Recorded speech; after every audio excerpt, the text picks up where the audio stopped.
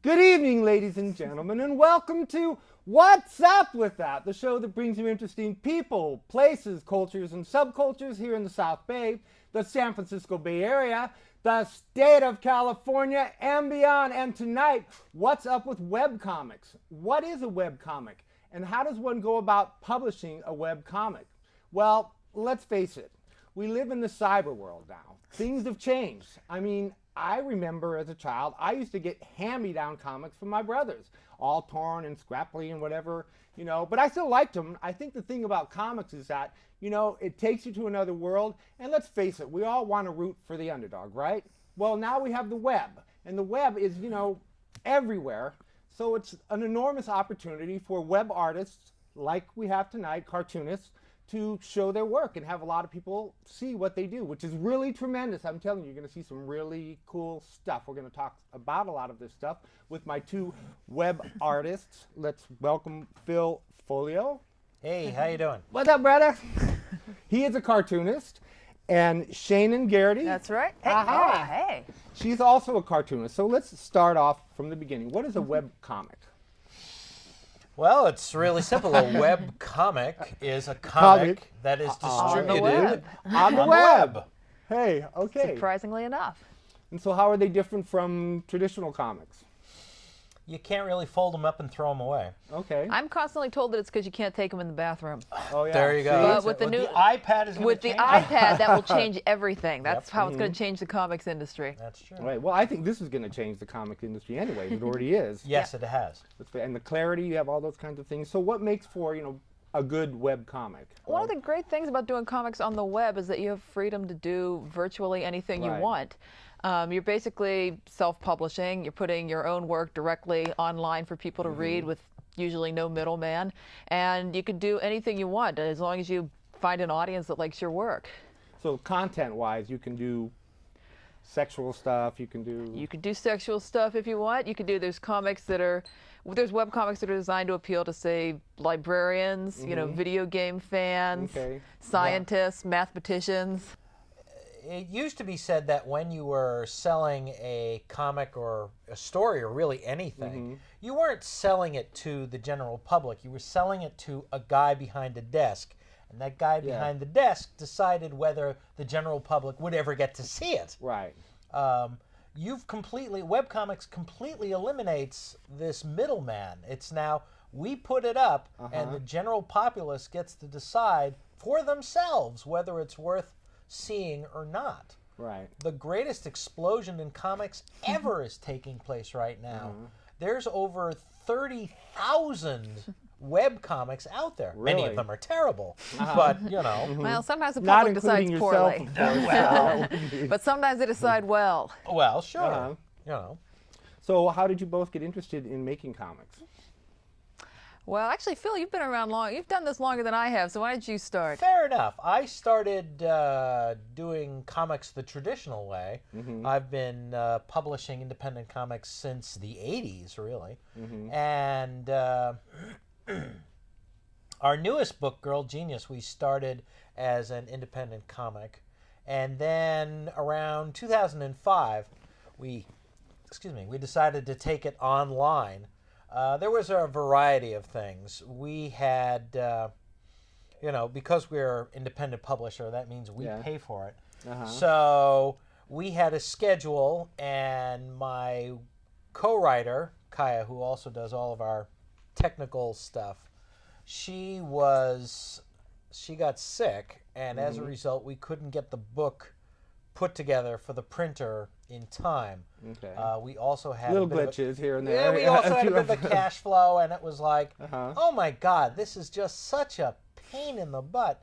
For years, people have been coming up and saying, "How do I break into comics?" And I'd be like, draw. No, I'd say, start a web comic because it's super easy. It's super cheap, and it'll get your stuff out to the audience that wants to find it. Right.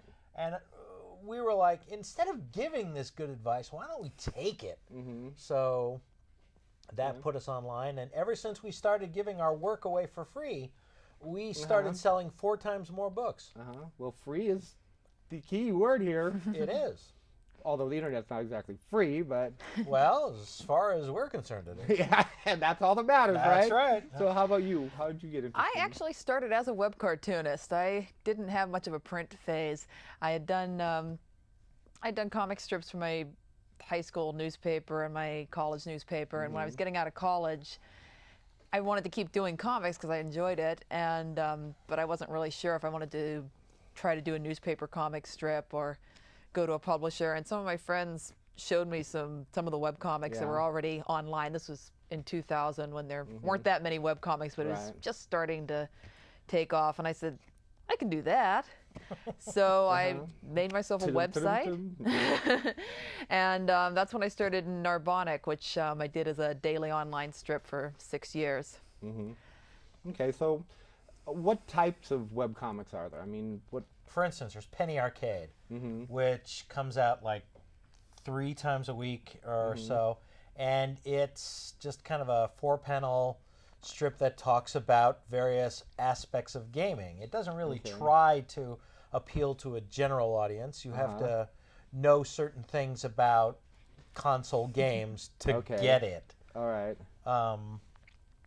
But aside from that, you know, they're like, and then there's So in other words, it's basically could anything. be anything. Anything. You know, sure. And in any kind of format, like Phil and Kaya do comic book style comics, basically. You know, they put up a page 3 times a week, and it's a full-size page like you'd see in a comic book. I do a daily strip. Me and my co-writer, Jeff Wells, we do a strip called Skin Horse now, and we just put up a 4-panel, sort of a newspaper-style strip every day. But there are people who make comics. They pose like, you know, dolls or stick figures and take photographs, make fumettis out of them. There are people who do paintings. There are there's a artist named Tracy Butler who does an excellent strip called Lackadaisy that's just pencil drawings, tightly rendered pencil drawings. You know, it really doesn't matter. You can do anything. Well, I think that's the point, again, with the internet. The internet has opened up all these opportunities for, Exactly right. you know, artists, claymation artists, kind of, I'm sure it can all be put into a comic strip. Yeah. Yes. So that's a great thing. So we're going to take a short station break, and we'll be back to talk about this subject, webcomics. Cool. See you in a second. Hi, my name's Celine, and I love being an Aquamaid because you make a lot of new friends during practice, and you can challenge yourself and have fun during practice all at the same time. Hi, my name's Madison Dress, and I love being an Aquamaid because it inspires me to work hard and achieve my dreams. Hi, my name's Elle Billman, and I love being an Aquamaid because if you work hard and achieve your goals, you can go places. My team has been to Peru, Florida, and New York. Hi, I'm Emily Dillon, and I love being an Aquamaid because it not only opens doors to the Olympic pathway, but it also opens opportunities to collegiate programs and collegiate scholarships. Hi, my name is Bianca Johnson, and I am the coach for the Fence Fitness and Fun program. It is for beginner synchronized swimmers, and for more information, you can go to aquamaids.org, and it's under beginner programs. Go Big Red!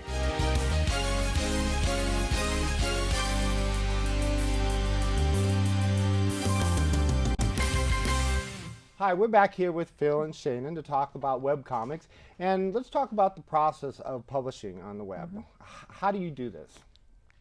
Oh, it's easy. It really is. Okay. It's not hard at all to set up a website nowadays, and if you're not ready to make a full website, there are sites like DeviantArt where you can start sharing your comics. There are people who are sharing their comics on LiveJournal and now on Facebook. That's true. Kate Beaton is a cartoonist who started doing Twitter. Is she doing Twitter comics? She started doing some comics, I think, on. So they're basically infiltrating every single opportunity they Sure. get. Yeah. You know, That's the web name of the game. The web is primarily a means of distribution, Right. and there are various subsets to that. And it's just really the whole point is to get, eyes looking at your work. Right. And how do you know that? How do you know how many people are looking at your work? Tricky. I don't know. Yeah, the answer is really we don't know. You have no clue. It's just Well, we've got kind of a, for instance, the site that manages our hosting, they'll come back and they'll say, oh, well, you had X number of people who, unique viewers who looked at our site. And so let's say, you know, in the month of March, 1 million people looked at our site. Did 1 million people look at your site in March? No. Wow. 5 million. So minus 4 point. well, no. The way the thing is like, let's say I'm just, you know, say 1 million people looked at the site. Those are unique views. So you then divide that by the number of times you updated that month, because you assume, oh, there's a new page, somebody wants to look at it. Mm-hmm.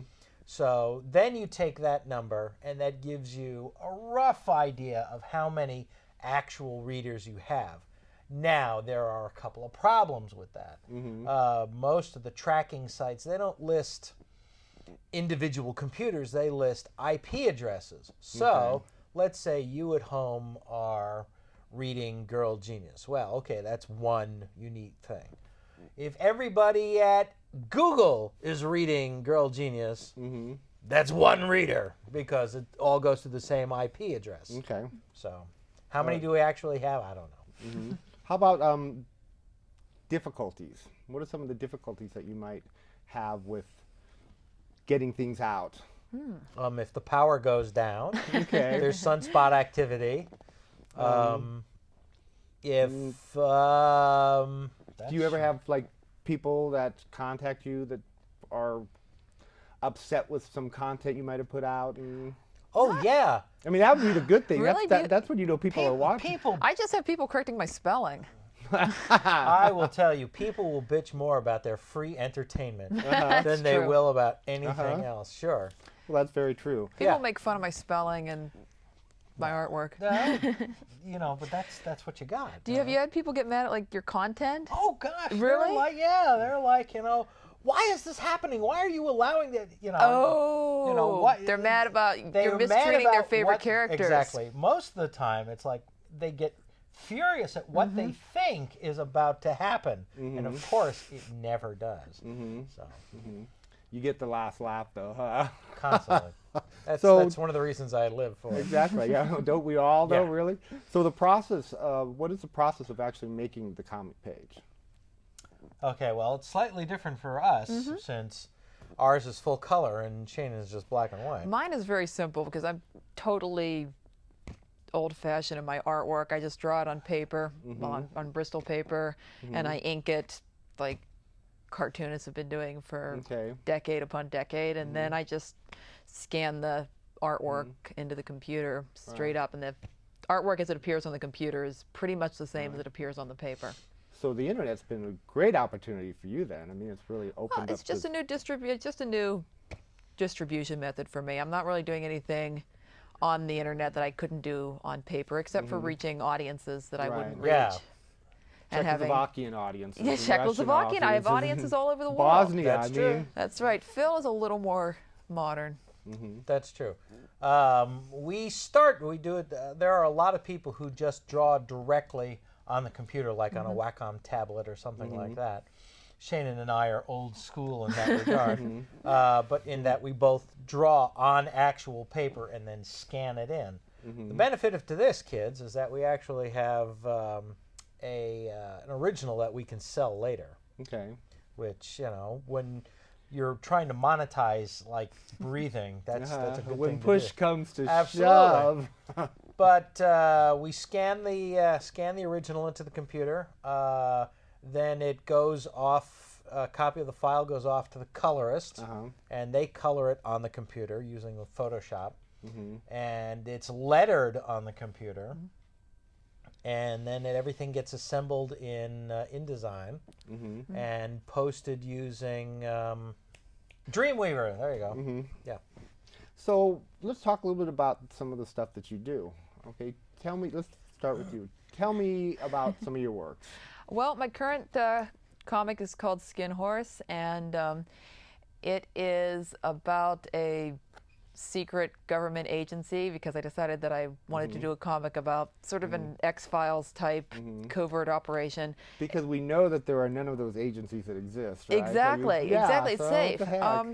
Go for it. Except that it's a Black Ops social services agency, and what it does is they go around to like monsters and beast men and zombies and robots, all these creations all of the like people we know in the world. all these various creations of super science, and they're kind of like a social services sort of welfare organization for them. And most of the thank you, and most of the staff of the agency are themselves non-humans of some kind. There's a talking dog and a zombie girl and a robot. And it's just their adventures dealing with these problems. So do you like go to bed at night and like all of a sudden you come up with this idea and you got to get up and you got to write all the something time. down? I have a co-writer for Skin Horse, this guy Jeff Wells, who lives in Wisconsin. He's very, very funny. That's why I asked him to do it. But the other reason I asked him to do it is that he actually is a government bureaucrat. He works for a social services agency. So I wanted to get his real life experience. Yeah. So that's cool. That's very good. All right, we're going to take another short station break, and we'll be back to talk about webcomics. So we'll see you in a second. Hi, I'm Ted Lempert, president of Children Now. We're a children's advocacy organization that seeks to ensure that every child has the opportunity to reach their full potential. And in addition to advocating on behalf of kids for sound education and good health care, we put out studies and a report card on how children are faring. So we encourage you to come to our website at childrennow.org, where you can get information on how children are doing in your community and throughout the state, and also give you information and tools so that you can work with us and help us make a difference and ensure that every child has the opportunity to reach their full potential. Thank you.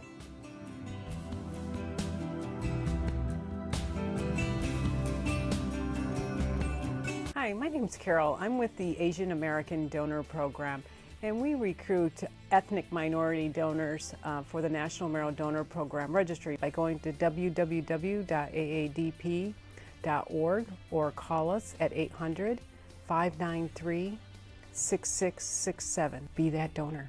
Hi, welcome back to What's Up With That. We're talking about webcomics, and we're going to talk, this is Phil. He is a outstanding cartoonist and webcomic publisher and illustrator, and he's going to talk a little bit about some of the characters and books and things that you do. Well, the current flagship title for us is Girl Genius. We've been doing that for 9 years now. And Girl Genius takes place in a world where mad science is something that really exists. It tends to run in families. Our hero, Agatha, discovers that she's actually the long-lost heir of a very famous family of mad scientists that everyone else thought had been safely wiped out. When they find out that this is not, in fact, the case, everyone wants to either kill her or control her, and hilarity ensues. I can tell. Sounds funny. Well, I should hope so. So give me an example of a situation. Oh, gosh. Okay, let's see. Tell them what's happening right now. Okay. Agatha is currently inside the family, the old abandoned family castle, which is actually a gigantic AI, pretty much designed to kill anyone who enters. It's broken, and she's got to try and fix it. While she's trying to fix it, she also has to deal with an imposter who is claiming to be her. A bunch of condemned prisoners who are running around the castle trying to fix it. The current overlord of Europa, who is under the impression that she is a megalomaniac who pretty much devastated Europe, and he's in the process of getting ready to try and destroy said castle around her. And she's got two boyfriends who are kind of vying for her attention at the same time. So, okay, so your readers, right? What role do they play in the decisions that you make to? Not very much. I mean, they don't. Well, no. Whatever. A very, a dictum that both my wife and myself absorbed at a very early age was write for yourself. Write the book you would buy. Right. So we started writing Girl Genius like back in 1993 we had the story done, beginning, middle, and end, before we even started putting the book out. So we know where it's going. I mean, the audience can, like, you know, jump up and down and cheer and yell or scream at us, and it's like, the hell with them. We're You're just over that, right? Right. You're an artiste, right? We are. We're Exactly, artists. right? That's I it. mean, really, truthfully, that's what it's all about. It you know? is, and as long as it pays the bills, we're good with that. One of the things I really love about doing webcomics, about doing my comics online, is the feedback I get from readers. And one thing I really love is when they make art or writing, you know, inspired by my comics. That's very exciting to me, that I can inspire other people. So on Skin Horse, we have Sundays are usually like fan art, guest art days, and that's when people, I post artwork that people have sent me. Also, I have comments under a comment section under each strip where people can leave their comments. And for some reason, early on in Skin Horse, and I still don't know how this happened, the readers decided they should start doing song parodies. They should start writing songs for every strip. So there's a theme song for every strip now. I didn't suggest this. I don't know where it came from. Suddenly, people were writing songs for the strips. Oh yeah, we love hearing, you know, we love hearing what people have to say about the strip. It's great. You know? It's awesome, huh? Oh, it is. It's instant feedback. It's wonderful. You know, the only thing that's better is actually coming to a convention and getting the energy off of, you know, people in person. Right. Well, that's great. I mean, that's a big thing too. You know. So, what kind of characters in your strips appeal to you? What's the kind of, I mean, are you looking for the hero, the underdog, the what? Because, you know, our society's changed so much that comics have changed with society. Well, I mean, my first strip, Narbonic, it was also about mad scientists. That was how Phil and I first met, was that we were both doing mad science comics. And so the characters in that are kind of geeky. They're scientists. One of the main characters is a scientist, another one is like a technician. And so it was a pretty nerdy and definitely very underdog strip. When I came time to do Skin Horse, I wanted to do a character who was a little different. I didn't want to have a nerdy character, and so I decided the main character should be a guy who was very outgoing and a little egotistical, and also very successful with the ladies, which my previous characters were not. And I decided he should also be a cross-dresser. So it's this. Well, wow. See, that adds. See, that's a big component here. Because I wanted to draw fashion. So he's he's a cross-dresser, a very charming and seductive cross-dressing transvestite secret agent. Yeah. Wow. That's a whole lot of comic there, huh? That is. It is. It's one of the most cleverly written comics on the web. Why, thank you, Phil. I think yours is one of the most cleverly written comics on the web. So what kind of characters generally appeal to you? Well, we wanted to do a strip with a strong female character, you know, who was smart. We wanted a strip full of smart people. There are too many stories that are what we call idiot plots. The only reason the story goes forward is because everybody acts like an idiot, you know, and that just drives us crazy.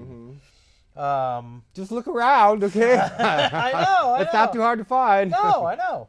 So basically, yeah, that's the thing. We wanted to do mad science. We wanted to do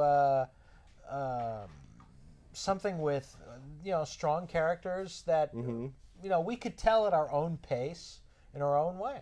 What are some of the other big names in webcomics? Gosh, let's see. Well, there's Penny Arcade. You can't forget them, no matter how much you want to try.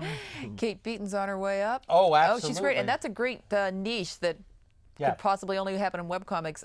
She is a history major, and she does comics about historical figures. So all of her Hark of Vagrant. Yes, and all of her comics are based on history, but they're funny. They're always gag comics about James Joyce or you know, Jules Verne and biochemist Rosalind Franklin. Yeah. Oh gosh, let's see. Another incredibly popular one is a strip called XKCD. I think I got that right. Yes, you did. Randall Munroe It's stick figures, but he does these amazing. But I love stick figures. Well, there you go. It's See, just, you then know, you'd love this guy. He does these terrific strips about science and math, and makes them accessible and funny, and you know, it's very, very good stuff. And again, it's been inspiring to a lot of people that Sure. you don't have to be a great artist to have a great well, think comic. of all the kids right now that are into the Wimpy Kid. Yeah, exactly. And I again, mean, sure. you know, now he's got a How to Do by the Wimpy Kid. You can be really funny and expressive with stick figures or with very simple drawings. Let's see. There's yet another fantasy comic, that's what it's called. That's awesome. So I have one question that's been kind of in the back of my mind. How do you make money on this? On a webcomic? Well, for us at least, really, I was serious. When we started giving the book away, our sales quadrupled. I mean, there are certain upfront ways to make money. We charge, you know, we have advertising on the site. You know, we take Google ads. You ask for donations. We have a donation button. You know, occasionally we put up PayPal. PayPal, PayPal right. Your buddy, huh? That's right. We put up, you know, wallpapers, you know, things that people can put on like their computer desktop. But most of the way that we make our money is by selling the books. Even though we produce this thing for free, it's up there for free all the time, 24/7. People still enjoy owning a book. The visceral pleasure of having a book that they enjoy in their hot little hands is good. And since we're no longer restricted to comic book shops, so all right. Well, thank you very much for coming on the show. Hopefully, for our audience, this will inspire you to get on the web and look at some web comics. Apparently, there's a lot to, you know, like they said, there's something for everybody, and you know, we got a lot of wonderful big world people there that can find their niche in web comics. So check them out. And to our viewing audience, as ever, if you're walking down the street and you see something interesting and you wonder to yourself, hey, what's up with that? Well, tune into our show, What's Up With That. And maybe you'll find exactly what you're looking for. We'll see you next week on What's Up With That. Good night, everybody.